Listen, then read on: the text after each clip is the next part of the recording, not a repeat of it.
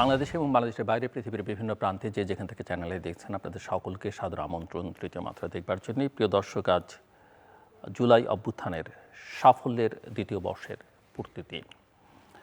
এই দিন একটি কর্তৃত্ববাদী সরকারের, কর্তৃত্বপরায়ণ সরকারের পতন হয়েছিল গণ অভ্যুত্থানের মুখে, এবং এই অভ্যুত্থানের বিশেষ করে জুলাইয়ের যে ৩৬ দিন আমরা বলি, জুলাই এবং আগস্ট মিলিয়ে এই ৩৬ দিনে যারা জীবন দিয়েছেন তাদের আমরা শ্রদ্ধার সঙ্গে স্মরণ করি।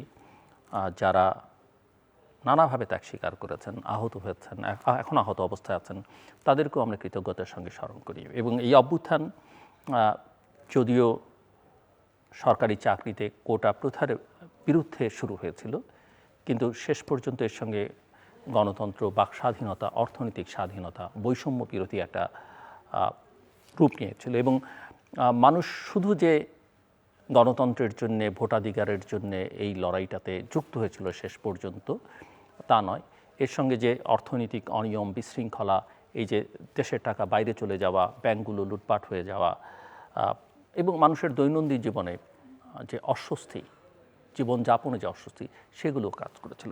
এবং যে কারণে ধনী থেকে শুরু করে ছিন্নমূল মানুষ পর্যন্ত এই অভ্যুত্থানে যুক্ত হয়েছিলেন। এর একটা রাজনৈতিক দিক আছে। এই রাজনৈতিক দিক দিয়ে হয়তো আজকে অনেকেই কথা বলবেন, গত কয়েকদিন ধরেই বলছেন, তার একটা সেটেলমেন্ট হয়তো হবে। কিন্তু এর যে অর্থনৈতিক দিকটা, যেটা মানুষের জীবনকে সরাসরি স্পর্শ করে, সেই বিষয় নিয়ে আজকে আমরা কথা বলতে চাই। এই অভ্যুত্থানের 2 বছরের মাথায় দাঁড়িয়ে, মাঝখানে একটা অন্তর্বর্তীকালীন সরকার গেছে, এখন একটা নির্বাচিত সরকার আছে, এবং অভ্যুত্থানের পূর্ববর্তী সময়টাকে হয়তো এই আলোচনার মধ্যে আমরা নিয়ে আসবার চেষ্টা করব। অর্থাৎ আজকের আলোচনার কেন্দ্রে বাংলাদেশের অর্থনীতি। সরকার বলছে যে 2030 সালের মধ্যে রপ্তানি $100 বিলিয়ন উন্নীত করা হবে। ইনভেস্ট বাংলাদেশ গঠন, আমদানি নীতি সংস্কার, নবায়নযোগ্য জ্বালানির লক্ষ্যমাত্রা এবং বড় বিদেশি বিনিয়োগ প্রস্তাব সবই আশাব্যঞ্জক। আমরা শুনছি যে মার্কিন যুক্তরাষ্ট্র থেকে অসংখ্য বিনিয়োগকারী আসবেন, বেশ কিছু প্রতিষ্ঠান সপ্তাহখানেকের মধ্যেই বাংলাদেশে আসবেন। কিন্তু বাংলাদেশের ব্যবসায়ীরা বলছেন যে গ্যাস নেই, বিদ্যুতের নির্ভরযোগ্যতা নেই, কর ব্যবস্থা জটিল এবং অর্থায়নের খরচ বেশি, ব্যাংকিং ব্যবস্থার উপরে এখনও পর্যন্ত আস্থা রাখা যাচ্ছে না। অন্যদিকে 24 নভেম্বর 2026 বাংলাদেশ এলডিসি থেকে উত্তরণ করবে। যদিও বাংলাদেশ 3 বছর সময় চেয়েছে, ধারণা করা হচ্ছে 3 বছর হয়তো মিলবে না, কিছুটা সময় হয়তো পাওয়া গেলেও যেতে পারে। কিন্তু প্রশ্ন হচ্ছে যে এই যে এত কথা আমরা শুনছি বা এই যে সমস্যাগুলো আমরা দেখছি, আমরা কি আসলে এলডিসি গ্র্যাজুয়েশনের জন্য সত্যিই প্রস্তুত, নাকি বড় বড় লক্ষ্যমাত্রা দিয়ে কঠিন বাস্তবতাকে আড়াল করছি? আর আমরা কি বারবার সময় চাইতে পারবো? এসব নানা প্রশ্ন আছে। এইসব বিষয় নিয়ে কথা বলবার জন্য আমার সঙ্গে স্টুডিওতে রয়েছেন, আমার বায়ে বসা আছেন সেন্টার ফর পলিসি ডায়ালগ সিপিডির নির্বাহী পরিচালক ডক্টর ফাহমিদা খাতুন, আমার ডানে রয়েছেন Bangladesh chamber of industries BCI president এবং বিজিএম এর সাবেক সভাপতি আনোয়ারুল আলম চৌধুরী পারভেজ। স্বাগত আপনাদের দুজনকে তৃতীয় মাত্রায়। আজকে 5ই আগস্ট 2024 একটা অভ্যুত্থান তার চূড়ান্ত সাফল্য অর্জন করেছিল। 2 বছর পার করলাম আমরা। আমি প্রথমে একটু আপনাদের কাছ থেকে শুনতে চাই আপনাদের সূচনা বক্তব্য বা অনুভূতি আজকের দিনে। ডক্টর ফাহমিদা খাতুন। ধন্যবাদ জনাব জিল্লুর, আমাকে এই অনুষ্ঠানে ডাকার জন্য। আপনি নিজের ভূমিকাতে একটা বড় একটা ভূমিকা দিয়েছেন, যেখানে অনেকগুলো বিষয় এসেছে, এবং বিশেষ করে জুলাই অভ্যুত্থানে যারা অংশগ্রহণ করেছেন, যারা হতাহত হয়েছেন, জীবন দিয়েছেন, ক্ষতিগ্রস্ত হয়েছেন, তাদের প্রতি কৃতজ্ঞতা জানিয়েছেন, এবং আমিও কৃতজ্ঞতা ভরে তাদেরকে স্মরণ করছি, তাদেরকে ধন্যবাদ জানাচ্ছি যে একটা রাজনৈতিক পরিবর্তন এসেছে তাদের এই স্যাক্রিফাইসের কারণে। এবং যেমনটি আপনি বললেন যে আসলে এই জুলাই অভ্যুত্থানের কীভাবে সূত্রপাত ঘটল, এটা যদিও কোটা কিংবা সরকারি চাকুরিতে সুযোগ পাওয়ার দাবি নিয়ে শুরু হয়েছিল, কিন্তু আসলে অন্তর্নিহিত কারণটা ছিল আসলে অর্থনৈতিক, এবং তার বাইরেও অর্থনৈতিক, রাজনৈতিক, সামাজিক যে সমস্যাগুলো, এই সমস্যাগুলো পুঞ্জীভূত হয়ে এমন একটা জায়গায় পৌঁছেছিল যে এটার একটা বার্স্ট কিংবা বিস্ফোরণ প্রয়োজন ছিল কিংবা সময় হয়ে এসেছিল, সেইটারই বহিঃপ্রকাশ। তো এই কোটা আন্দোলনের যে অন্তর্নিহিত কারণ, অর্থনৈতিক কারণটা কি, যে চাকরি, বাংলাদেশের যে চাকরির অভাব, আমরা অনেক দিন থেকেই শুনে এসেছি এবং দেখেছি যে সংখ্যার দিক থেকে তাকালে অর্থনৈতিক প্রবৃদ্ধির দিক থেকে বাংলাদেশ ভালোই করছে। ইনফ্যাক্ট আমি যদি লং টার্মে দেখি তাহলে তো অবশ্যই বলতে হবে যে বাংলাদেশ অর্থনৈতিক দিক থেকে অনেক এগিয়েছে। 5 দশকের অধিক সময়ে শুরুতে যেরকম ছিল ভঙ্গুর একটা অর্থনীতি থেকে আজকে এখানে একটা শক্তিশালী অবস্থানে দাঁড়িয়েছে।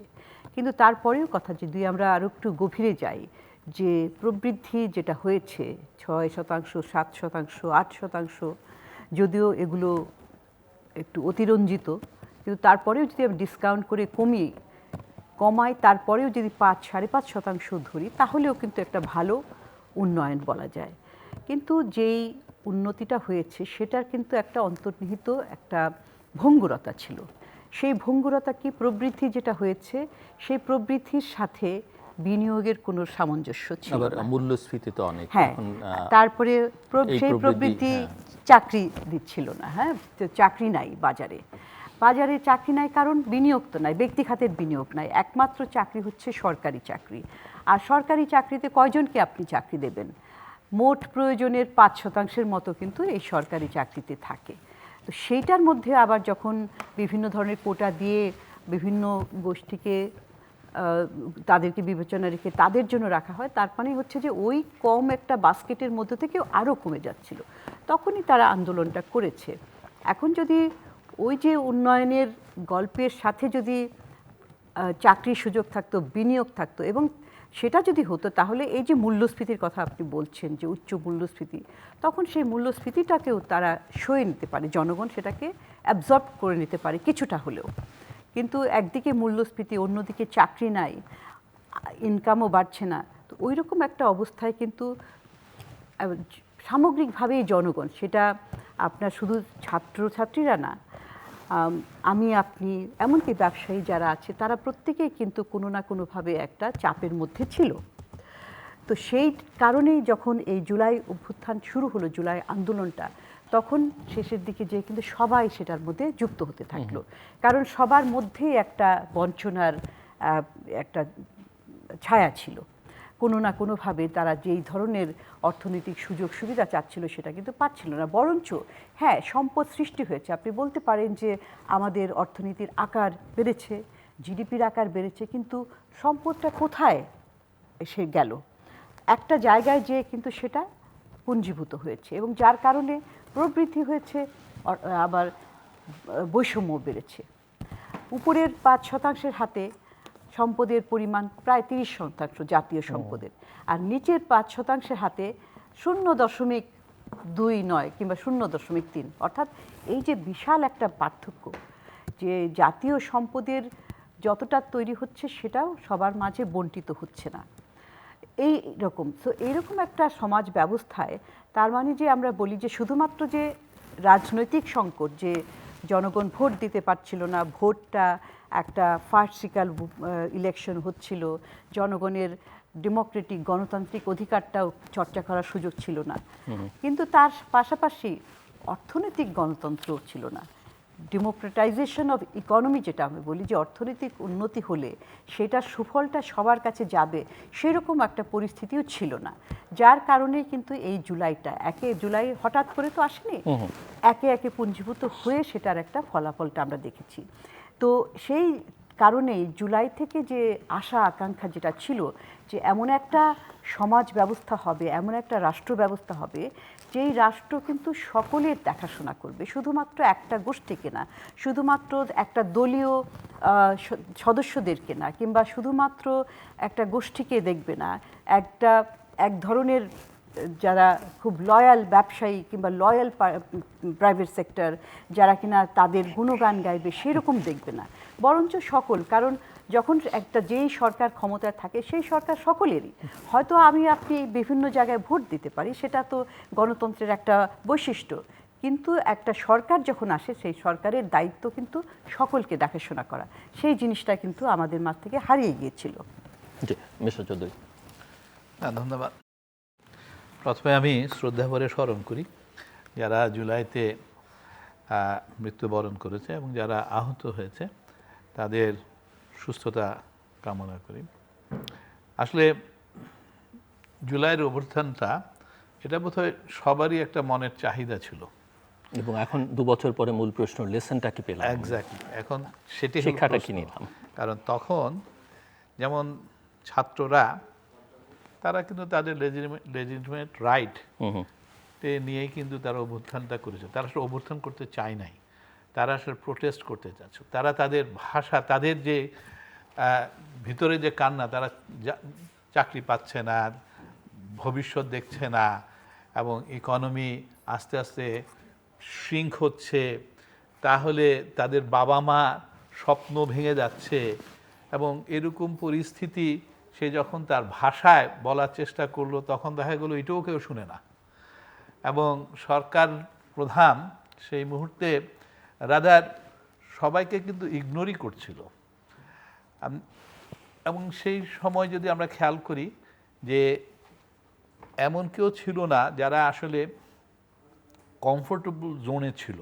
আপনি যদি ব্যবসায়ের কথা বলেন, ব্যবসায়ীরাও কিন্তু ভালো করতে পারছিল না।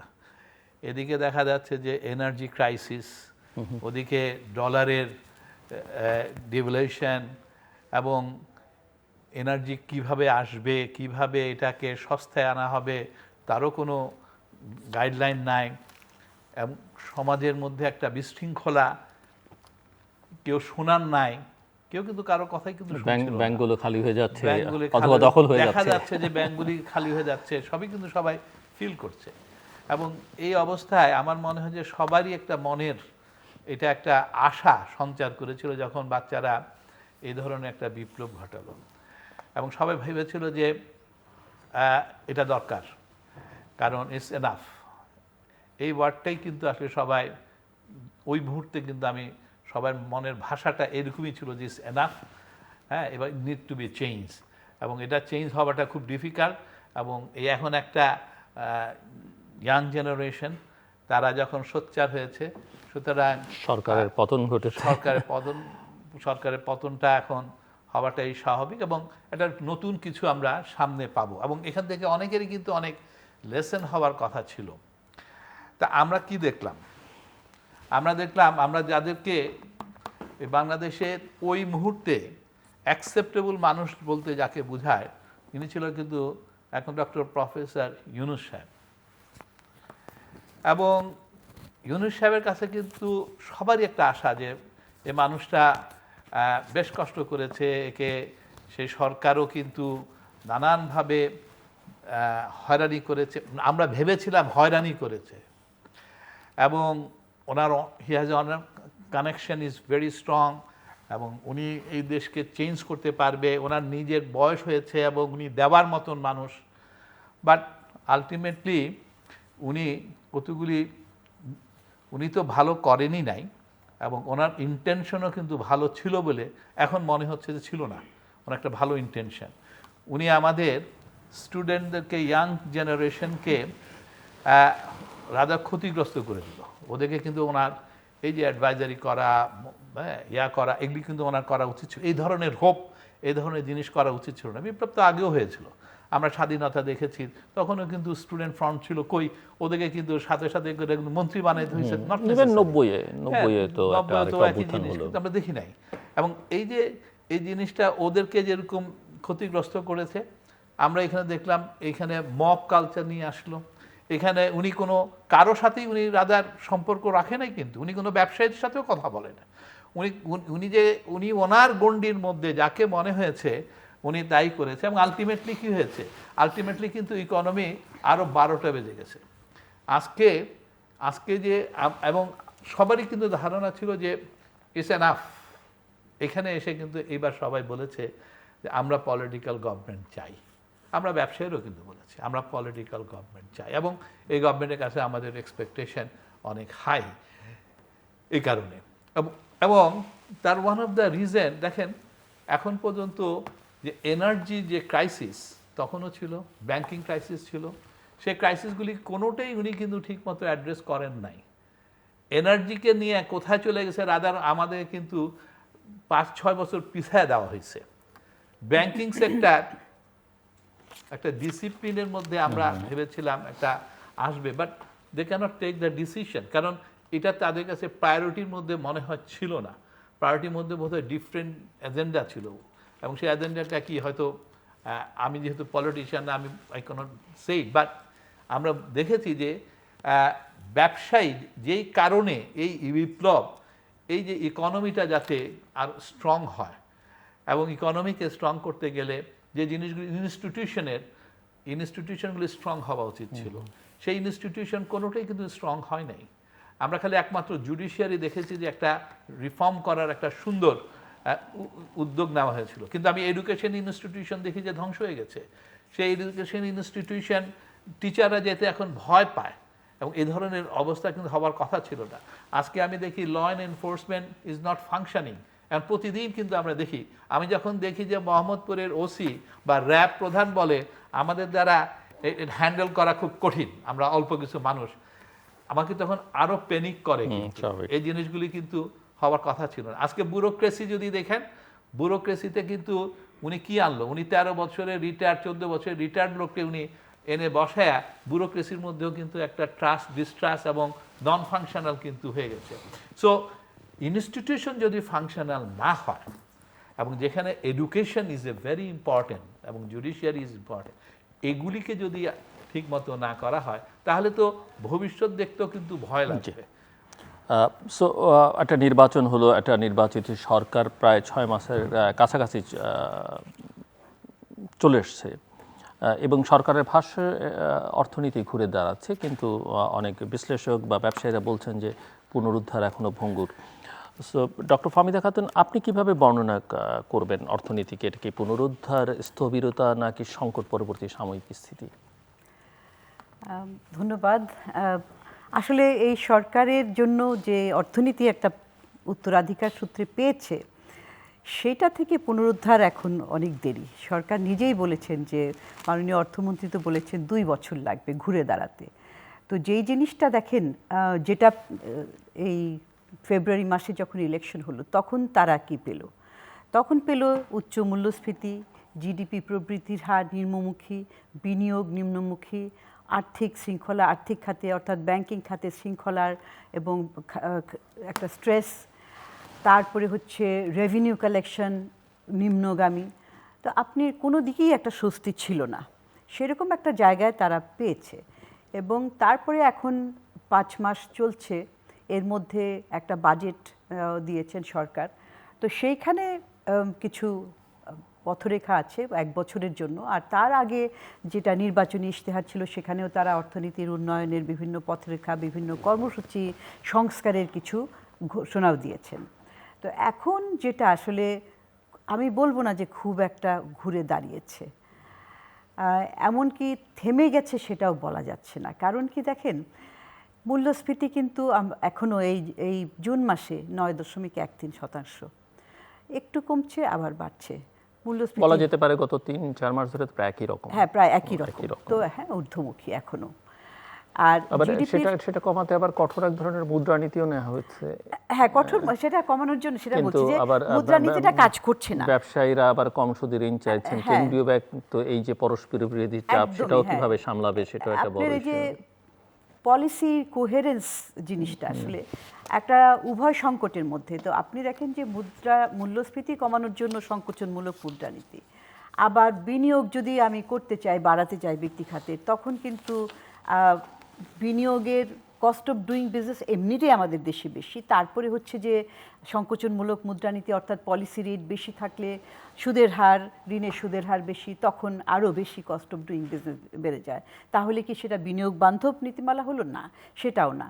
আবার দেখেন, যখন সরকার এই বাজেটটা ঘোষণা করলো, তখন তারা কিন্তু অনেক, তার ফিসক্যাল পলিসিটাও কিন্তু এক্সপ্যানশনারি, অর্থাৎ তাদের অনেক আকাঙ্ক্ষা আছে, সেটা নির্বাচিত সরকার দেখাতে চায়, বিভিন্ন জায়গায় তাদের কর্ম দেখাতে চায়, বিনিয়োগের দেখাতে চায়, অবকাঠামোগত খাতে তারা বরাদ্দ বাড়িয়েছে, শিক্ষা, স্বাস্থ্য, সব কিছুতে। তো দুটোর মধ্যে আবার একটা কন্ট্রাডিকশন। কিন্তু কন্ট্রাডিকশনটা তখনই আপনার কিছুটা সমাধান করা যাবে যে একটা অর্থ, আমরা দেখেছি যে অতীতে প্রচুর অবকাঠামো খাতে ব্যয় হয়েছে, কিন্তু কতটা আপনার উৎপাদনশীল খাতে ব্যয় হলো, কতটা অপচয় হলো, সেটা যেই ব্যয়টা হচ্ছে সেই ব্যয়টা যদি আপনার উৎপাদনের কাজে লাগে তাহলেই কিন্তু সেখানে ওই মূল্যস্ফীতির চাপটা বোঝা যাবে না। কারণ তখন সত্যিকার অর্থে বিনিয়োগ বাড়বে, কর্মসংস্থান বাড়বে, মানুষের হাতে টাকা আসবে, তখন সে ওই মূল্যস্ফীতির ধাক্কাটা পুষিয়ে উঠতে পারবে। সেই ধরনের একটা অবস্থা আমাদের দরকার। এখন এই যে সংকোচনমূলক মূল্যস্ফীতি মুদ্রানীতির কথা আমি একটু বলি। কিছুদিন মাত্র এই 30 তারিখেই কেন্দ্রীয় ব্যাংক যেটা পলিসি রেটটা, এটা 0.50% বেসিস পয়েন্ট আর কি, নট শতাংশ, 0.50 পয়েন্টটা কমিয়েছে, অর্থাৎ 9.5% করেছে এটা, যার ফলে আশা করা যাচ্ছে যে সুদের হারটা, ঋণের সুদের হারটা একটু কমবে, এখানে একটু স্বস্তি দেওয়ার। কিন্তু যেটা বললাম যে সরকারের দুই হাতটাই বাধা। একদিকে আপনাকে মূল্যস্ফীতি কমাতে হবে, সেটা কিন্তু শুধুমাত্র নিম্ন এবং মধ্যম আয়ের জনগণের জন্য তা না, বিনিয়োগকারীদের জন্য, তাদেরও তো কষ্ট, মানে কিনতে গেলে বাজারে তার র মেটেরিয়াল বেড়ে যাচ্ছে, দাম ইত্যাদি। এবং এখন বর্তমানে এই যে বিশ্বের যে একটা ভূ রাজনৈতিক সংকট, মধ্যপ্রাচ্যের যে যুদ্ধ, এর ফলেও তো আমাদের এই যে সারা পৃথিবীতেই যখন সরবরাহ শৃঙ্খলটা বাধাগ্রস্ত হয় তখন পণ্য চলাচলে বিঘ্ন ঘটে। এখন আমাদের ইম্পোর্ট কস্ট বেড়ে যদি যায়, এবং বেড়ে যাচ্ছেও, তো তখন কিন্তু তাদের কস্ট অফ ডুইংও বেড়ে যাবে। তো সুতরাং সেই সব কিছু মিলিয়ে আসলে সরকার একটা খুবই একটা ক্রিটিক্যাল জায়গায় রয়েছে। কিন্তু তারপরে আমি বলবো যে ব্যয়ের দিকটা সবচেয়ে গুরুত্বপূর্ণ। আমাদের তো ফিসক্যাল স্পেস নাই। আমাদের এই যে কর জিডিপি হার এই 2025 সালে 6.8% নেমে এসেছে। তো এইটা থেকে যদি আমি বাড়াতে চাই, এবং এই যে একটা বড় বাজেট একটা দেওয়া হয়েছে, এটার অর্থায়নের বিরাট একটা অংশ তো আসতে হবে এনবিআর থেকে, কিন্তু এনবিআরের সেই সক্ষমতাটা আছে কিনা। তো এইখানে আরেকটা বিষয় যে আপনি আগে পারভেজ সাহেব বলছিলেন যে অন্তর্বর্তীকালীন সরকার কি কাজ করেছে, কতখানি সাফল্য অর্জন করেছে। দেখেন ওইখানে একটা স্লোগান ছিল কি, যে ওনারা রাষ্ট্র মেরামত করবেন, ওনারা বিভিন্ন ধরনের সংস্কার করবেন, কিন্তু আমরা দেখলাম যে অর্থনৈতিক ক্ষেত্রে সংস্কার তো তেমন একটা আগায় নাই, মানে কোনো কিছুই আগায় নাই বলতে গেলে। তো এখন সেই ক্ষেত্রে দেখেন, হ্যাঁ ব্যাংকিং খাতে কিছু কিছু নীতিমালা নেওয়া হয়েছে, কিন্তু সেটা আবার সবগুলো পুরো এখনও মানে বাস্তবায়ন হয়নি, এবং অনেক কিছুই করার আছে। এনবিআরের সংস্কার, সেটা 2 ভাগ করা হয়েছে, কিন্তু সেটা তো এখনও পর্যন্ত কার্যকরী হতে পারেনি। তো ওই জিনিসগুলো যদি আপনার ফ্রম ডে 1 যদি শুরু করা যেত, তাহলে কিন্তু অনেকখানি 1.5 বছরে কম সময়, আবার কম সময়ও না, আমি তো বলবো যে অনেক কালক্ষেপণ করা হয়েছে। এই যে জুলাই চার্টার খুব ভালো কথা, এটা নিয়ে রাষ্ট্র কিভাবে চলবে, কিন্তু এটার মধ্যে বেশি এনগ্রসড হয়ে অন্য জায়গায়, আপনাকে মনে রাখতে হবে যে আন্দোলনটার সূত্র, মানুষের যদি পেটে ভাত না থাকে, ক্ষুধা থাকে, তাহলে কিন্তু আপনার যত ভালোই একটা ব্যবস্থা করেন না কেন, গণতান্ত্রিক ব্যবস্থাটাও কিন্তু টিকবে না সেখানে। তো ওই জিনিসটা কিন্তু আমরা দেখি নাই। তো এখন এই যে সরকারের যে বিরাট একটা প্ল্যান এই সরকার নিয়েছে, এটা আসলে বাস্তবায়ন করাটাই হচ্ছে মূল চ্যালেঞ্জ। মূল চ্যালেঞ্জের কথা বলতে যে উনি বলেছেন আমলাতান্ত্রিক একটা জটিলতার কথা, আমলাতন্ত্রের এফিসিয়েন্সিটা, আগের অন্তর্বর্তীকালীন সময়ে যে এই যে আমলাতান্ত্রিক একটা ব্যবস্থাটা, সেখানেও কিন্তু উন্নয়ন দেখা যায়নি। পুরনো যে ভালো তারা অবশ্যই, কিন্তু কিভাবে এটাকে এফিসিয়েন্সি বাড়ানো যায় সেটা তো আমরা দেখি নাই। ওইটা একটা বিষয়। আর হচ্ছে যে প্রতিষ্ঠানগুলি, এই সরকারেরও কাজ হবে যে ডিপ রিফর্মের মধ্যে ইমিডিয়েটলি যাওয়া। অনেকগুলো ভালো ভালো পদক্ষেপ কিছু আছে, কিন্তু আসলে কসমেটিক মানে পদক্ষেপ দিয়ে উপরের দিকে কিছু ভালো ভালো পলিশ করে সেটা দিয়ে হবে না, যেটা আর কি প্রতিষ্ঠানগুলো যে ভেঙে দেওয়া হয়েছে, দুর্বল করে দেওয়া হয়েছে, এবং এটা ইচ্ছাকৃতভাবে। এখানে তো একটা নেক্সাস তৈরি হয়ে থাকে, এবং ভিতর থেকে আসলে অভ্যন্তরীণ যে রেজিস্ট্যান্স থাকে, সেখানেই কিন্তু এই প্রতিষ্ঠান শক্তিশালী করা কিংবা রিফর্ম করাটা খুব কঠিন। কিন্তু যখন একটা রাজনৈতিকভাবে নির্বাচিত সরকার হয়, এবং বিশেষ করে যখন জনগণের ম্যান্ডেট নিয়ে আসে, তখন তাদের জন্য এটা সহজ, এবং সেটা কিন্তু শুরুতেই করতে হয়। যত কালক্ষেপণ হবে তত কঠিন হয়ে যাবে। শুরুতেই যদি আপনি খুব স্ট্রং মেজার নেন তাহলে সেটাকে বাস্তবায়ন করাটা অনেক সহজ। পরের দিকে যে তখন কিন্তু সরকার 2-3 বছর চলে গেলে তখন ভাববে যে সামনে ইলেকশন আসছে, আমি কেউ অজনপ্রিয় কিছু করব, আমার ভোটের কি হবে, এই ধরনের অনেক কিছু থাকবে। কঠিন কাজগুলো প্রথমেই করতে হয়। মিস্টার আনোয়ার আলম চৌধুরী, আপনি জানেন যে গত 15ই জুলাই ইনভেস্ট বাংলাদেশ বিলটা পাস হয়েছে। এখন আমার প্রশ্ন হচ্ছে যে ব্যাংক খাতের খেলাপি ঋণ, দুর্বল সুশাসন এবং মূলধন ঘাটতির সমাধান ছাড়া নতুন বিনিয়োগ নীতি কার্যকর করা সম্ভব কিনা? আপনার ব্যুরোক্রেসি নিয়ে কথা বলছেন এবং বলা হচ্ছে যে ইনভেস্ট বাংলাদেশ আইনের মাধ্যমে বিডা, বেজা, পিপিএ, পিএ এগুলো একটা শীর্ষ কর্তৃপক্ষের অধীনে থাকবে, যারা আবার প্রধানমন্ত্রীর কার্যালয়ে অধীনে থাকবেন। সো সংস্থাগুলো একভূত করলে ব্যুরোক্রেটিক ডিলে বা যে সংকট মধ্য দিয়ে আপনারা চলেন সেটা সমাধান হবে কি? দেখেন, কমিটি অনেক কিছু করা যায় এবং কমিটি ফাংশনেবল সেটাও হয়তো হবে। কোশ্চেনটা হলো যে বিনিয়োগ করতে গেলে যেই জিনিসগুলি উপাদানগুলি দরকার, প্রথমে মানুষকে যারা উদ্যোক্তা হবে তাদেরকে অ্যাট্রাক্ট করবে, সেটা হলো যে এক হলো লং টার্ম পলিসি কি আছে, সবাই কিন্তু জানতে চায় লং টার্ম পলিসিটা কি। সেকেন্ড, তারা দেখতে চায় যে এনভায়রনমেন্টটা কি আছে এবং সেটার মধ্যে হলো ইনফ্রাস্ট্রাকচারটা আসে, আপনার ব্যাংকিং সেক্টর আসে। ইনফ্রাস্ট্রাকচার বলতে আপনি যদি বলেন এনার্জি, তো আমাদের এখন প্রতিদিন খবরের কাগজ খুললেই কিন্তু দেখা যায় যে এনার্জির জন্য সমস্ত ইন্ডাস্ট্রি কিন্তু দে আর ক্রাইং। এবং ইদানিং তো ঘরের যে মহিলা তারাও কিন্তু বলা শুরু করছে যে আমরা রান্না করতে পারতেছি না, এবং সরকারও বলছে যে আমাদের সময় লাগবে। হ্যাঁ, আমাদেরও হাত ভার, এগুলি কিন্তু প্রতিদিন পত্র পত্রিকায় আসছে, মিডিয়াতে আসছে। তা এই মেসেজ কি যারা ইনভেস্টার তারা কি পাচ্ছে না? ইভেন এই মেসেজও আসছে যে আগে যাদেরকে পারমিশন দেওয়া হয়েছে গ্যাস লাইনে সেটাও কিন্তু আর বলবৎ হবে না, তারা এটা কানেকশন দিতে পারবে না যতক্ষণ পর্যন্ত একটা স্টেবল জায়গায় নিয়ে আসে। আবার এটাও শোনা যাচ্ছে যে দিনকে দিন আমাদের যে ডোমেস্টিক যে গ্যাসের রিজার্ভ সেটা কমে আসছে, প্রতি বছর 100 মিলিয়ন MFCPA কমে যাচ্ছে। আর আমাদের LNG দিয়ে যে কাভার করবে সে সক্ষমতা এক। সেকেন্ড হলো যে FSRU যেটা লাগবে সেটা মাত্র 2টা আছে, তৃতীয়টা ছাড়া আমরা কিন্তু ফার্দার যেতে পারবো এবং তৃতীয়টা আসতে আরও 2.5 বছর লাগবে। তা এই যে জিনিসগুলি এবং এনার্জি পলিসিটা কি এবং সেটা বাস্তবায়ন করতে গেলে যে সময় সাপেক্ষে, ব্যবসায়ীদের কিন্তু সেই যারা এক্সিস্টিং আছে তারাই তো সার্ভাইভ করতেছে না, এবং তাদের ইনফরমেশন যখন নিবে তখন কিন্তু ইনভেস্টাররা ঠিক ওইভাবে করে দাঁড়াবে না। এক্সিস্টিং ইনভেস্টার যারা আছে তাদের সক্ষমতা রাদার এখন ধরে রাখাটা কিন্তু সবচেয়ে বড় চ্যালেঞ্জ সরকারের জন্য। তারা যদি সার্ভাইভ করে তাও কিন্তু ক্ষতিগ্রস্ত হইল না ইকোনমিটা, কিন্তু তারাও যদি সার্ভাইভ না করে, নতুনটা আসবেই না, এরাও যদি সাফার না করে, it will B a big challenge হয়ে যাবে কিন্তু সরকারের জন্য ইকোনমিকে টার্ন অ্যারাউন্ড করতে। এটা কিন্তু চোরাবালির মতন হয়ে যাচ্ছে। কিন্তু আপনি দেখেন যে আমি যদি বলি যে সরকারের কিন্তু পজিটিভনেসের কোনো অভাব নাই। প্রাইম মিনিস্টার সরাসরি কিন্তু এখন ব্যবসায়ীদের সাথে বসছে, শুনছে। এখন এটা তো ইমপ্লিমেন্ট তার প্রাইম মিনিস্টার করবে না, ইমপ্লিমেন্টেশন অথরিটি আছে। অথরিটি হলো যারা, তাদের মধ্যে সবাই কিন্তু মেজরিটি হলো ব্যুরোক্রেট। এখন ব্যুরোক্রেট যদি ফাংশনেবল না হয় তাহলে কিন্তু ডিফিকাল্ট। আজকে দেখেন আমি যদি এনার্জি নিয়েই বলি, আপনি খেয়াল করে দেখেন হঠাৎ করে মাঝখানে একবার কি হলো যে তেল নাই, পুরা শহরের মধ্যে একটা হুরুস্থুল। হ্যাঁ, তেল নাই তেল নাই, কে বললো? একটা ব্যুরোক্রেট বললো।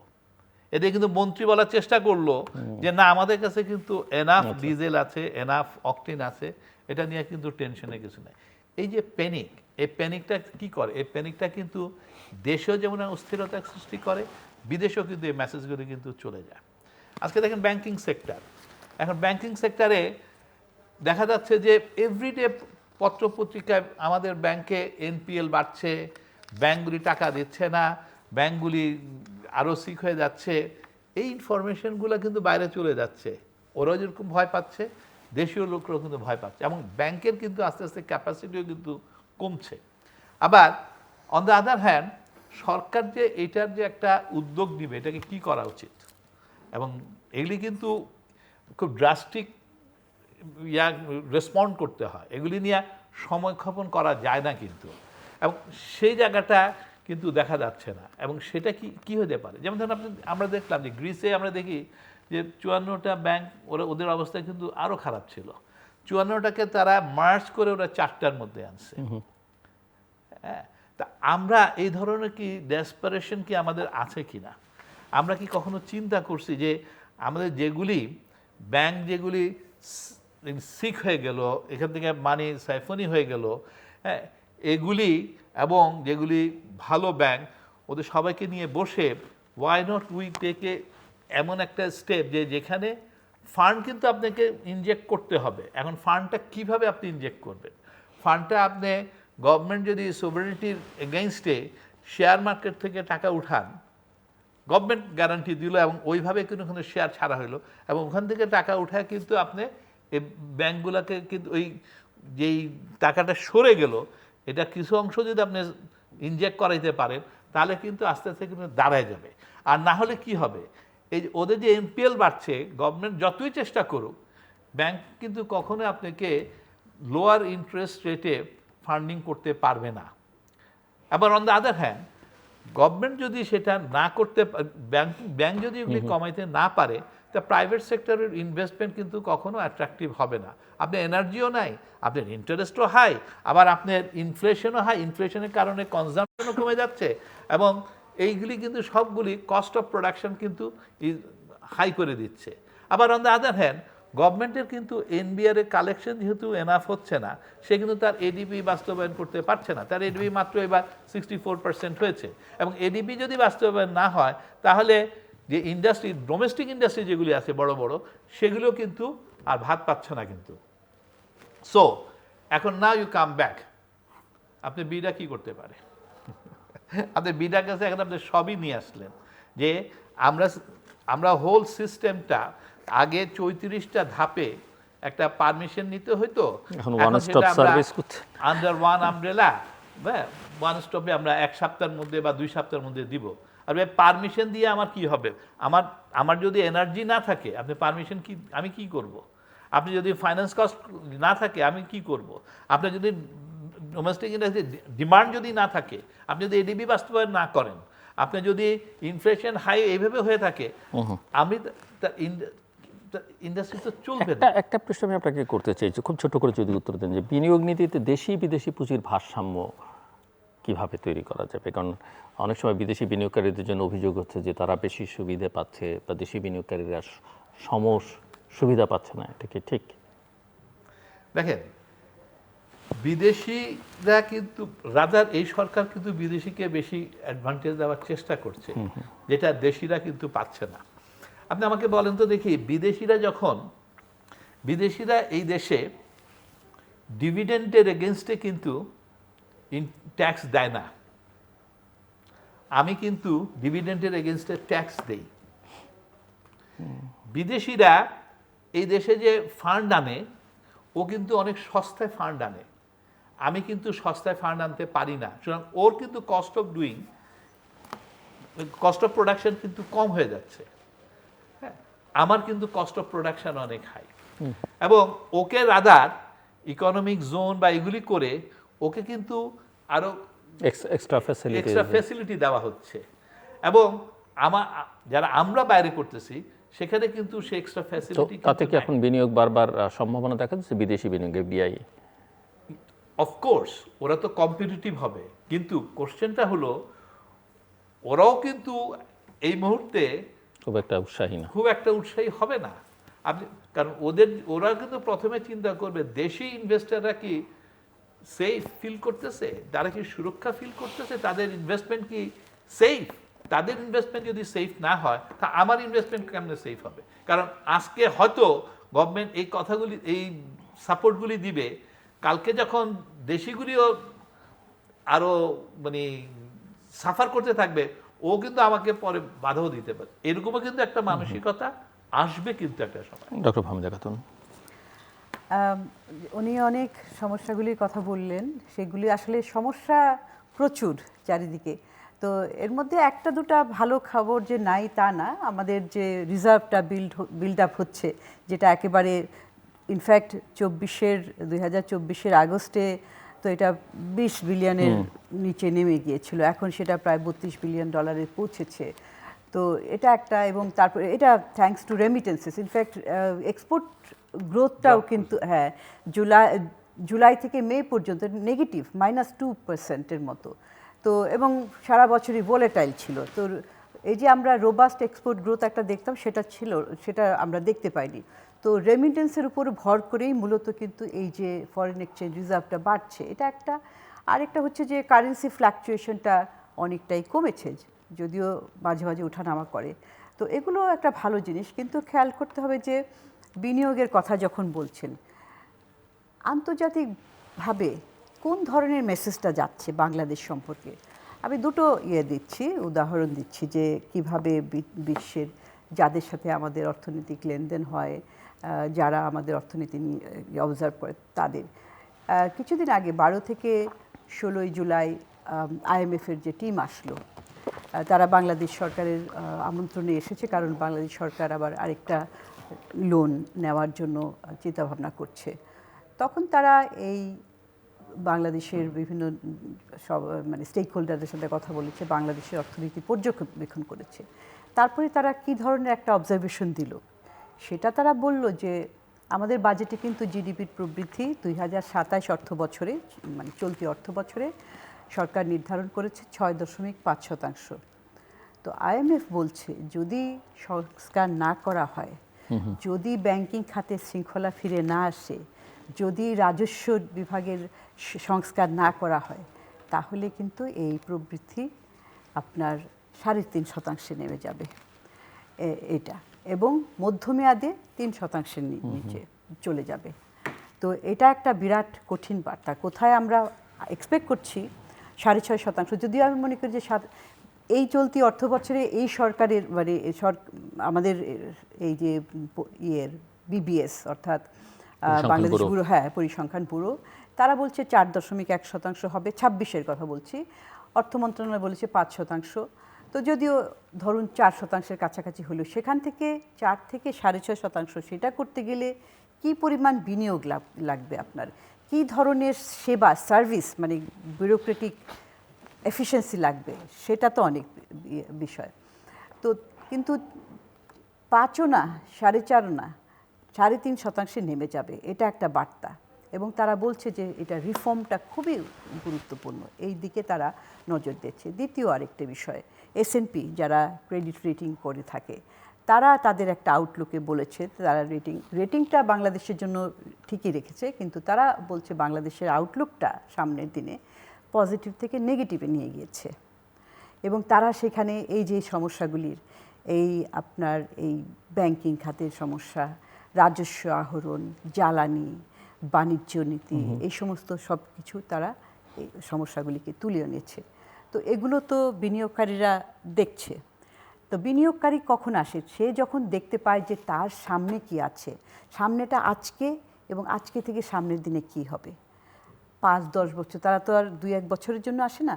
তো ওই রকম আউটলুক যখন আসে, তখন তাহলে আমরা খুব একটা ভালো বিনিয়োগ আশা করতে পারছি না এখন আর কি, এখন এই ধরনের মেসেজ দিতে। অবশ্যই সরকার বলছেন, এবং বিভিন্ন জায়গায় আমরা পত্রপত্রিকায় দেখছি যে অনেকে আগ্রহ প্রকাশ করছে, উন্নত দেশগুলো, যুক্তরাষ্ট্র, ইউরোপ, চীন, জাপান, অনেকেই বলছে যে বিনিয়োগ করবে। কিন্তু আসলে আমরা একটা কথা বলি না যে কেকের টেস্টটা যখন খাবো সেটাই আসলে তখনই বোঝা যাবে, যখন আসবে সেটাই হচ্ছে বোঝা যাবে যে কীরকম। আর সুযোগ সুবিধা আসলে বাংলাদেশে কিন্তু অনেক আগের থেকেই FDI বান্ধব পলিসি হয়েছে। হ্যাঁ, সেখানে একটু এদিক সেদিক করা যেতে পারে, আরও বেটার করা যেতে পারে, কিন্তু শুরুর থেকেই যখন পলিসিটা করা হয়েছে তখন অনেক ধরনের সুযোগ সুবিধা তাদেরকে দেওয়া হয়েছে। আপনি বিনিয়োগ আকর্ষণ করতে গেলে দিতে হবে একটা যে ন্যাশনাল ট্রিটমেন্ট দিতে হবে, অর্থাৎ কিনা দেশীয় বাণিজ্যকে, দেশীয় প্রতিষ্ঠানকে আপনি যেই ধরনের সুযোগ দিবেন, যারা বিনিয়োগ করতে আসবে তাদেরকেও সেই ধরনের সুযোগ দিতে হবে। সেগুলি দেওয়ার পরেও তারা কেন আসছে না? ওই যে একটা তো রাজনৈতিক স্থিতিশীলতা, কিন্তু স্থিতিশীলতা শুধু রাজনীতি না, অর্থনৈতিক স্থিতিশীলতা, এটা স্টেবিলিটি কেমন হবে, তো ওই জিনিসগুলাই কিন্তু সবচেয়ে গুরুত্বপূর্ণ। সেই জায়গাটায় আমরা যত দ্রুত আস্থাটা অর্জন করতে পারবো ততই। এখনও সেই আস্থাটা পূরণ করা যায়নি, এটাই আমাদেরকে এই বার্তাটা দিচ্ছে। আরেকটা বিষয় যে ব্যাংকিং খাতের কথা, যে এই দুটো প্রতিষ্ঠানই বলছে যে ব্যাংকিং খাতের যে রিফর্মগুলা, একটা তো হচ্ছে ব্যাংকের এই যে এনপিএল খেলাপি ঋণের পরিমাণ এত বেশি, তারপরে কিছুদিন আগেই বাংলাদেশ ব্যাংকের যে স্টেবিলিটি রিপোর্ট 2025 আসছে, সেখানেও কিন্তু আরেকটা তথ্য যে এই যে ঋণ যখন খেলাপি হয়ে যায় তখন তো ওই মানি লোন কোর্টে অনেক কেস হয়, সেইখানে এই কেসগুলি কিন্তু অনিষ্পত্তি রয়ে গেছে, নিষ্পত্তি হয় না বছরের পর বছর। সেইখানে 1.82 লাখ কোটি টাকা আটকে আছে। তো এই টাকাটা কিন্তু ব্যাংকিং সেক্টরের বাইরে আছে। এটা যদি যেত, মানে নিষ্পত্তি হতো, এটার অর্ধেকও যদি আসতো এই ব্যাংকিং সিস্টেমে, তাহলে কিন্তু এই যে ব্যাংকের ক্যাপিটাল অ্যাডিকুয়েসিটা এটা আরও বাড়তো, তারল্যটা বাড়তো। তো তখন বিজনেসে আরও, এই যে এখন সুদের হার বেশি, তো তখন হয়তো সুদের হারটাও আরও একটু ফ্লেক্সিবল করা যেতে পারতো। ব্যাংকগুলো তাদের যখন লিকুইডিটি বেশি থাকে তখন তো চাহিদা অনুযায়ী, আসলে এটাও তো চাহিদা এবং সরবরাহের ভিত্তিতে নির্ধারিত হওয়ার ক্ষেত্রে, তো ওই ধরনের সমস্যাগুলি রয়েছে, যে ইনহেরেন্ট এই সমস্যাগুলি। এবং এই সমস্যাগুলি আমরা তো আজকে থেকে দেখছি না, বহু বছর থেকে। খুব দ্রুতই যে সমাধান হবে তা না, কিন্তু যেটা দ্রুত নেওয়া যায় সেটা হচ্ছে সিদ্ধান্ত এবং অ্যাকশন, সেটাই আমরা দেখতে চাই। এবং সেম ইস্যু হচ্ছে যে জ্বালানির ক্ষেত্রে গ্যাসের সংকটের ব্যাপারে, এবং বলা হচ্ছে যে গ্যাস সংকটটা সহসাই সমাধান হবে না, সিম্পল অ্যান্ড ক্লিয়ার। এটা আজকের মানে তড়িৎ কোনো সমাধান নাই, কিন্তু তড়িৎ যেটা সেটা হচ্ছে যে কিছু এদিক সেদিক করে আপনি এফিসিয়েন্সি বাড়ানো এবং সাশ্রয় করে, কিন্তু এগুলো করে যে ইন্ডাস্ট্রির যে চাহিদা সেটা তো পূরণ করা যাবে না। আমরা একটা মানে বেশ সমস্যার মধ্যে আছি, এবং একমাত্র সমাধান হচ্ছে যে বেশি দাম দিয়ে এলএনজি ইম্পোর্ট করা, যেটা কিনা আবার আপনার ফিসক্যাল স্পেসের উপরে প্রেশার ক্রিয়েট করছে। এবং ফিসক্যাল স্পেসের উপর প্রেশার ক্রিয়েট করলে সেটা কিন্তু আলটিমেটলি যে আপনার ম্যাক্রো ইকোনমিক স্টেবিলিটির মধ্যেও কিন্তু আসে। আপনি যখন অতি মূল্যে উচ্চ মূল্য দিয়ে কিনবেন, সেটা মূল্যস্ফীতির উপরও চাপ পড়বে, হাউসহোল্ড লেভেলে, ইন্ডিভিজুয়াল লেভেলে একটা নেতিবাচক প্রভাব পড়বে, এবং তারপরে সেটা আসলে ম্যাক্রো ইকোনমিক কিংবা সামষ্টিক অর্থনীতির মধ্যে সমস্যায় যাবে। ফিসক্যাল স্পেস, সরকারের তো ফিসক্যাল স্পেস কমে যাবে, সরকারের অন্য জায়গায় খরচ করার কথা, শিক্ষা, স্বাস্থ্য, সামাজিক সুরক্ষা, ওগুলাতে করার আসলে সুযোগও থাকবে না।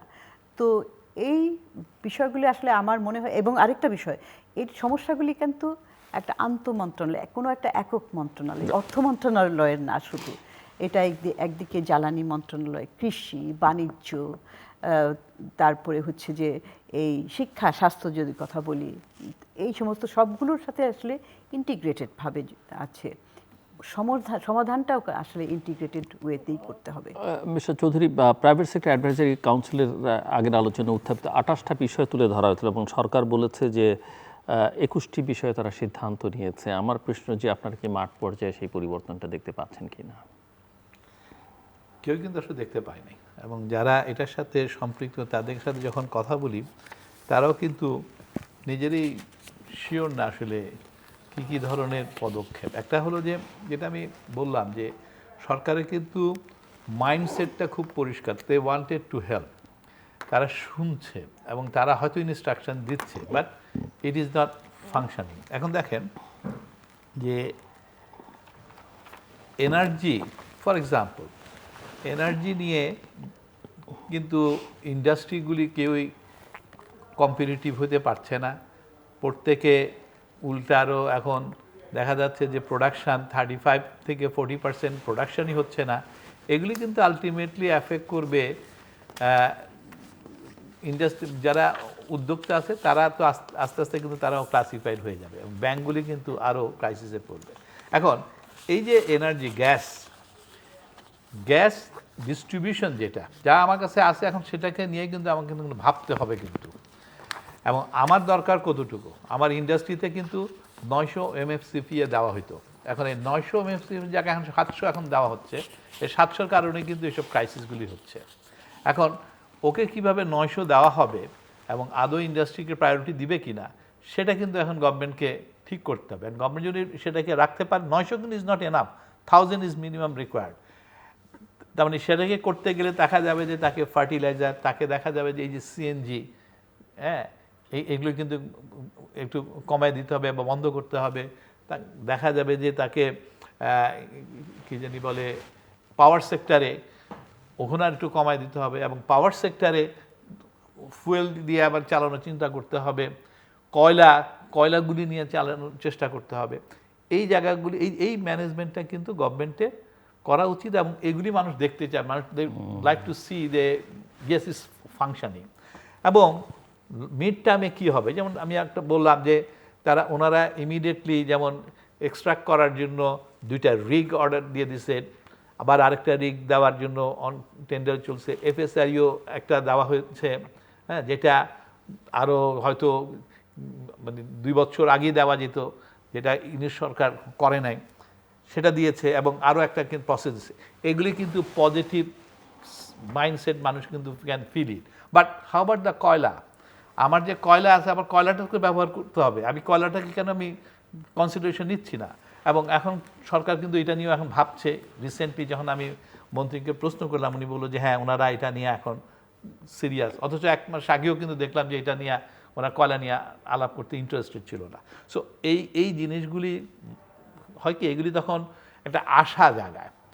এখন দেখেন যে ইনফ্লেশন কন্ট্রোলের জন্য যদি খালি ইন্টারেস্ট রেট হাই হয়, তাহলে এটা কিন্তু কারো কাছে অ্যাকসেপ্টেবল হবে না। কারণ হাই, আপনার এমপ্লয়মেন্টও দরকার, আবার আপনি ইনফ্লেশনও হাই, হ্যাঁ, এবং এমপ্লয়মেন্টও হবে না।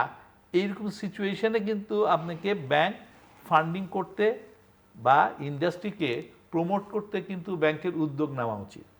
এখন সেটা উদ্যোগ নিতে গেলে তাকে কিন্তু ইন্টারেস্ট রেট কমাইতে হবে। এখন ইন্টারেস্ট রেট কিন্তু ওনারা পারছে না NPL এর কারণে। এখন সেটা কিন্তু গভর্নমেন্টকে রাষ্ট্রিক চিন্তা ভাবনা করেই কিন্তু শুরু করতে হবে। গভর্নমেন্ট যদি এখন নিজেই সব ট্রেজারি বন্ড কিনা ওর যে শর্টেজ সেটা কাভার করার চেষ্টা করে, এবং সেখানে গিয়া ব্যাংকের যদি আর অ্যাক্সেস ফান্ড না থাকে, enough fund two finance to the industry, তাহলে এই জায়গাটা যে একটা ওয়ার্কআউট করা, এটা কিন্তু সবাই দেখতে চায়। এখন এটা কিন্তু এখন পর্যন্ত we cannot see. Yes, Bangladesh Bank খুব পজিটিভ। বাংলাদেশ ব্যাংক যেমন বলেছে যে আমরা 60,000 কোটি টাকা দিয়েছে বন্ধ কারখানাকে করার জন্য, রিভাইভ করার জন্য, যাতে এমপ্লয়মেন্ট ক্রিয়েট হয়। 20,000 কোটি টাকা তারা ম্যানুফ্যাকচারিং সেক্টরে দিয়েছে, ইন্ডাস্ট্রি সেক্টরে। এখন আমার যদি ম্যানুফ্যাকচারিং সেক্টরে দিলেও বন্ধক এক্সিস্টিং ইন্ডাস্ট্রি সার্ভাইভ করতেছে না, সেই মানে সিক হচ্ছে, সেখানে আপনি বন্ধ ফ্যাক্টরি কীভাবে এক্সপেক্ট করেন? বরঞ্চ এই যে এক্সিস্টিং ফ্যাক্টরি যেগুলি, এগুলিকে কি করা যায়, ওদের ক্লাসিফিকেশন যদি 3 মাস, সেটা যদি 6 মাস করা হয়, তাহলে দেখা যাচ্ছে সে আবার NPL এ পড়তেছে না। তাকে যদি একটু ওয়ার্কিং ক্যাপিটালে সাপোর্ট দেওয়া হয়, কারণ তার ওয়ার্কিং ক্যাপিটাল স্টাক হয়ে গেছে, এই জন্য সে ওয়ার্কিং ক্যাপিটাল ঘুরেতে পারতেছে না। ওই জায়গায় যদি আমরা একটু, বাংলাদেশ ব্যাংক যদি ওটাকে ব্লক করে সেটাকে লং টার্মে নিয়ে গেল এবং LCA ওপেনিংয়ের জন্য স্পেস ক্রিয়েট করলো, এই জায়গাগুলি যখন হবে, তখন পিপল উইল ফিল যে ইয়েস, এটা কিন্তু জাস্ট 1 মিনিটের মধ্যে, যে বাংলাদেশ তো LDC গ্র্যাজুয়েশন হওয়ার কথা 24শে ডিসেম্বর, সময় চেয়েছে, সময় হয়তো কিছু পাওয়া যাবে কিনা শেষ পর্যন্ত এটা তো এখনই বলা সম্ভব নয়। বাট প্রস্তুতিটা কতখানি? 1 মিনিট সময়। LDC গ্র্যাজুয়েশনের জন্য সবচেয়ে ইম্পর্টেন্ট হলো আমাদের ডোমেস্টিক ইন্ডাস্ট্রিগুলির সক্ষমতা বৃদ্ধি করা, এটা কিন্তু নাম্বার 1। এবং আমাদের সমস্ত, আমার NBR থেকে আরম্ভ করে আমার লজিস্টিক, সবগুলো কিন্তু ক্যাপাসিটি বিল্ড আপ হতে হবে। এবং যেখানে আমার কস্ট অফ ডুইং বিজনেস কমে আসবে এবং আমি কম্পিটিটিভ হব। এখন বাংলাদেশ ম্যানুফ্যাকচারিং ডোমেস্টিক ইন্ডাস্ট্রিগুলি আসলে ইজ বিকামিং ভেরি এক্সপেন্সিভ হয়ে যাচ্ছে, এবং আমার এনার্জিও দিতে পারছে না। এনার্জিও, তাহলে আমার প্রিপারেশনটা কি, এটা বুঝতেই পারছি। ডক্টর ফাহমিদা খাতুন, আমি আপনার শেষ কথাটাই, যে LDC গ্র্যাজুয়েশনের কথা আপনি শুরুতেও বলেছেন, আসলে আমাদের এই সমস্ত চ্যালেঞ্জের সাথে সাথে আসলে বৈশ্বিক যে বাণিজ্য ঝুঁকি এটা কিন্তু খুবই গুরুত্বপূর্ণ। আমরা এই যে বাংলাদেশে এক ধরনের সংকট গভীর হয়তো, কিন্তু সারা বিশ্বে এক ধরনের সংকট চলছে এবং এটা অর্থনৈতিক সংকট যেমন তেমনি কিন্তু জিও পলিটিক্যাল ভূ রাজনৈতিক যে সংকট ওইটাই কিন্তু অর্থনীতিটাকেও আবার প্রভাবিত করছে, যার ফলে কোনো দেশই, খুব কম দেশই আছে, কোনো দেশই খুব একটা ভালো অবস্থায় নাই। এখন এই ধরনের সংকট যদি চলতে থাকে তাহলে কিন্তু উন্নত দেশেও, যুক্তরাষ্ট্রে, ইউরোপীয় দেশগুলিতে চাহিদা কমে যাবে। তো আমরা তো ওই সমস্ত দেশে এক্সপোর্ট করে থাকি, তো তখন চাহিদা কমে গেলে আমাদের বাণিজ্যের কী হবে, এটা একটা খুব গুরুত্বপূর্ণ বিষয়। তারপরে হচ্ছে যে আরও পরিবর্তন হচ্ছে, নতুন নতুন শুল্ক আসছে আমাদের উপরে, শুল্ক আরোপ করা হচ্ছে। তো এবং সেই শুল্ক এটা যে কোনো নাম্বার, আরবিট্রারিলি যে কোনো একটা নাম্বার আসতে পারে, সেই ব্যাপারেও আমাকে কমপ্লায়েন্ট হতে হবে বিভিন্ন জায়গায়, লেবার ইস্যুসে, এনভায়রনমেন্টাল ইস্যুসে, তো এইগুলাতে কমপ্লায়েন্ট হওয়া বিষয়টা। আর তারপরে হচ্ছে এলডিসি নিয়ে প্রস্তুতি, সেটা তো আরও একটা বড় ধাক্কা। এলডিসির প্রস্তুতিটা শুধু বাণিজ্যের মধ্যেই সীমাবদ্ধ নয়, এটা তো উনি আছেন যেহেতু এক্সপোর্ট করে থাকেন এবং ব্যক্তি খাতের, এটা একটা প্রস্তুতি। আরেকটা হচ্ছে কিন্তু আমরা অর্থায়নের দিক থেকে, এই যে আমাদের ফিসকাল স্পেস নাই এবং আমাদের এখন সরকার অভ্যন্তরীণ উৎস থেকে ব্যাংক থেকেই শুধু ঋণ করে, কিন্তু এটা তো আর বেশি দিন চালানো যাবে না, তো ব্যাংকও তো খালি হয়ে যাবে, অন্যরা অর্থ পাবে না। আমাদেরকে বড় বড় প্রজেক্ট চালানোর জন্য এখন ঋণ নিতে হবে আন্তর্জাতিক উৎস থেকে। গ্রান্ট নাই, অনুদান বন্ধ হয়ে যাচ্ছে, গ্র্যাজুয়েশন করছে, আমাদের সক্ষমতা, সেই সক্ষমতার অংশ হিসাবে প্রমাণ করার জন্যই তো আমাদেরকে আসলে আন্তর্জাতিক উৎস থেকে ঋণ নিতে হবে কমার্শিয়াল রেটে, ইন্টারেস্ট রেটে, ওই ইন্টারেস্ট রেটে। সেটার কি আমরা কি পাবো কি না, এই যে ক্রেডিট রেটিংগুলো যদি খারাপ হয়ে যায় তাহলে কিন্তু পাবো না, এবং তারপরেও যদি পাবো অ্যাভারেজ রেটিং হলে তখন পাবো এমন রেট পাবো, ইন্টারেস্ট রেট হাই হবে, তারপর ফ্লেক্সিবিলিটি কম হবে, এই রকম যে ফেরত দেওয়ার যে গ্রেস পিরিয়ড সেগুলি কমে আসবে। অর্থাৎ বিদেশি ঋণগুলাও, কমার্শিয়াল ঋণগুলা ব্যক্তিখাত যে নিবে সেটাও কিন্তু এক্সপেন্সিভ হয়ে যাবে। দ্যাট মিনস যে সব জায়গায় সবগুলি এসে এক জায়গায় মিলিত হচ্ছে, অর্থাৎ এই যে কস্ট অফ ডুইং বিজনেস, এইটাই আন্তর্জাতিকভাবে যদি বাজারে কম্পিটিটিভ না থাকে তাহলে বাংলাদেশ কিভাবে এক্সপোর্ট ইনকাম করবে। আবার দেশের বাজারের জন্য আমরা তো একটা নিম্ন আয়েরই বলা যায় যে আমাদের পার ক্যাপিটা ইনকাম তো এত বেশি না, এইখানেও যদি বাজারের বিক্রি না করতে পারে তাহলে উৎপাদন করবে কিভাবে, সেই উৎপাদন যদি বিক্রি না হয়। সুতরাং আসলে ভবিষ্যতের জন্য প্রস্তুতি নেওয়ার যে বিষয়টা, এগুলি আমি এলডিসি গ্র্যাজুয়েশন বলি কিংবা ইনভেস্টমেন্ট আনার কথা বলি কিংবা ধরেন বৈশ্বিক যে ভূ রাজনৈতিক পরিবর্তনগুলি হচ্ছে, সেই সব ব্যাপারে কিন্তু প্রিপারেশনটা খুব নেওয়া দরকার। এইটাই হচ্ছে সরকারের সামনে বড় চ্যালেঞ্জ। দর্শক অনুষ্ঠানের শেষ প্রান্তে আমরা সামাজিক যোগাযোগ মাধ্যম ফেসবুক, এক্স এবং ইউটিউবে তৃতীয় মাত্রা লাইভ স্ট্রিম হচ্ছে, আপনারা দেখতে পারেন। টেলিভিশন পর্দায় দেখতে না পারলে যে কোনো সময় যে কোনো স্থান থেকে ইউটিউবে তৃতীয় মাত্রা চ্যানেলটি সাবস্ক্রাইব করে এই পর্ব বা পুরোনো পর্বগুলো আপনারা দেখতে পারেন। মিস্টার আনোয়ার চৌধুরী পারভেজ এবং ডক্টর ফাহমিদা খাতুন, অসংখ্য ধন্যবাদ এই আলোচনা অংশ নেওয়ার জন্য। দর্শক, আমরা জুলাই অভ্যুত্থানের 2 বছর পূর্তি উপলক্ষে কথা বলছিলাম এবং এই অভ্যুত্থানের একটা বড় কারণ বৈষম্য বিরোধী চেতনা এবং গণতন্ত্রায়ন, রাজনীতিতে, অর্থনীতিতে। এবং আমার অতিথিরাও বলছেন যে আমাদের প্রাতিষ্ঠানিক দুর্বলতা অনেক বেশি, আমাদের দেশে সেই অর্থে কোনো প্রতিষ্ঠান গড়ে ওঠেনি। আমাদের অর্থনীতি এবং রাজনীতি দুটোই আসলে অন্তর্ভুক্তিমূলক হওয়া উচিত এবং অর্থনীতিরও, রাজনীতিতে গণতন্ত্রের কথা যেমন বলি, অর্থনীতিতেও আসলে অর্থনীতিরও গণতন্ত্রায়ন দরকার। এবং বর্তমান ক্ষমতাসীনদের একটা স্লোগান হচ্ছে যে সবার আগে বাংলাদেশ। নিঃসন্দেহে সবার আগে বাংলাদেশ শুনতে ভালো, কিন্তু একই সঙ্গে এটাকে সবার জন্যে বাংলাদেশ করতে হবে এবং সেটা রাজনৈতিকভাবেও অর্থনৈতিকভাবেও। এই রাজনৈতিক অর্থনৈতিক এই দিকটি মাথায় না রাখলে আসলে যাই আমরা বলি না কেন সেটা কথার মধ্যেই সীমাবদ্ধ থাকবে, বাস্তবায়ন দেখতে পাবো না আমরা। দর্শক, আমাদের সঙ্গে থাকবার জন্য অসংখ্য ধন্যবাদ, আপনাদের সবার জন্য শুভকামনা।